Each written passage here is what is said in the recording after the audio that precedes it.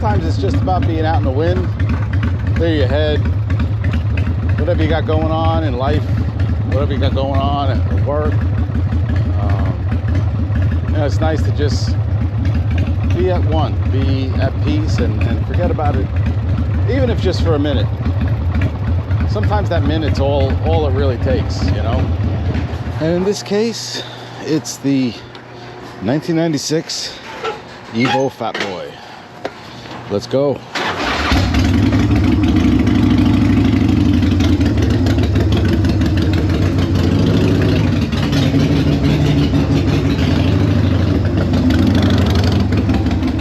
I don't know if there's much to say. I don't know how much you can hear me. The FLT is definitely easier to talk over with the super trap exhaust versus drag pipes, but there is something to this, just that sound. And it just helps clear your head when you're trying to think about what direction to go with projects, what direction to go on the FLT, and you know, how to handle it. I've been debating the primary thing. I've been debating the base gaskets, and I'm gonna just ride for a second.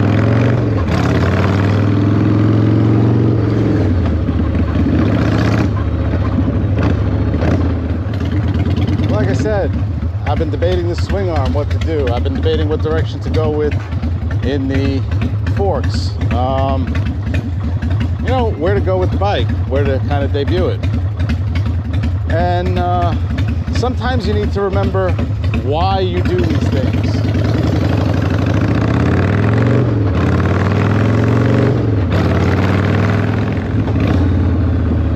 And I'm going to be the first to tell you I'm not a Harley guy.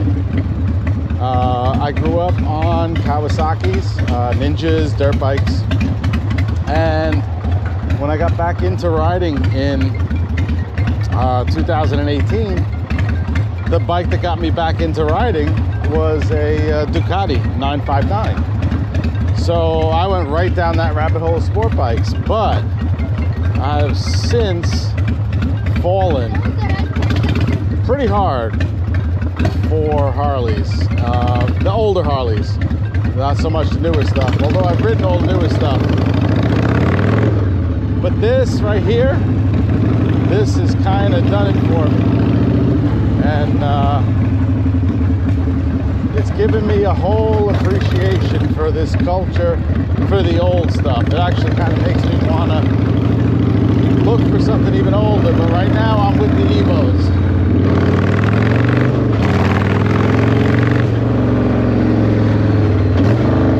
Yeah, it's weird to come from a culture where speed, performance, braking, handling was the number one priority, and to sit on this and just feel like, I don't know, it's a weird feeling on this old Evo Fat Boy, like you're the coolest person on the streets, you know, you're Arnold Schwarzenegger in Terminator 2.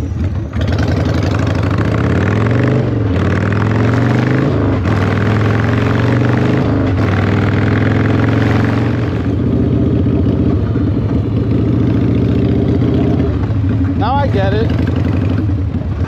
You're not Terminator riding a Harley, but you definitely get an interesting feeling on a Harley that I don't think you get on most other motorcycles, if any other motorcycle, especially an old one. The newer ones, I think the newer ones, you have this stigma where you're probably some yuppie doctor or lawyer who's just trying to buy into the lifestyle.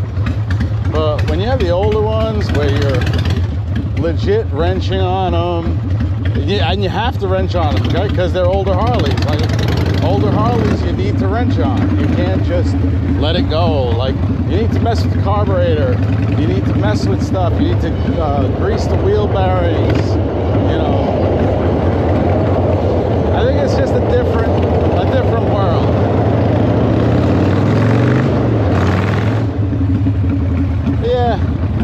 that's all I wanted to kind of say for today, as I debate the different dilemmas that I might have to deal with on the Tour Glide, on what needs to be done on this, on what I have to do at work, on what I have to do in life. You know, it's nice to just get out, twist the throttle. Makes it worth it.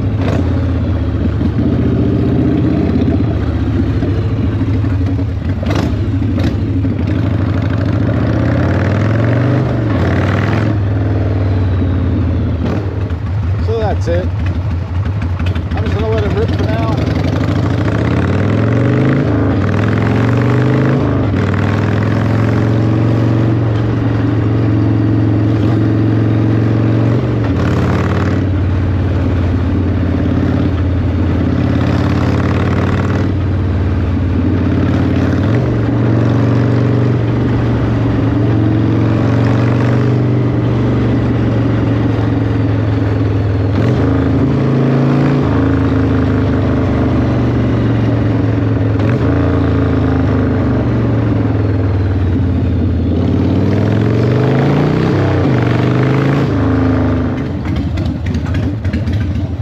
Some parts ordered. I have some ideas.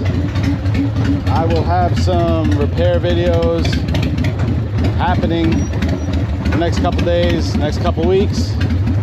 Fingers crossed that I can solve the problems. One problem at a time. That's kind of my motto. Not just working on bikes, but getting through life. You got to break things down into individual problems. You know, if you look at everything on this broad spectrum of a giant project, what you're gonna end up is you're gonna end up overwhelmed. If you break things down, I just need to do this today. I just need to do this today. I just need to do this today. This is a project, this is a project, this is a project. You have the tendency of not being overwhelmed, and then in the long run, you complete the entire project in a much better fashion. So I guess that's my thing. And yeah, sometimes you just got to step away, ride something that works, clear that head, and I will see you soon working on the Tour Glide.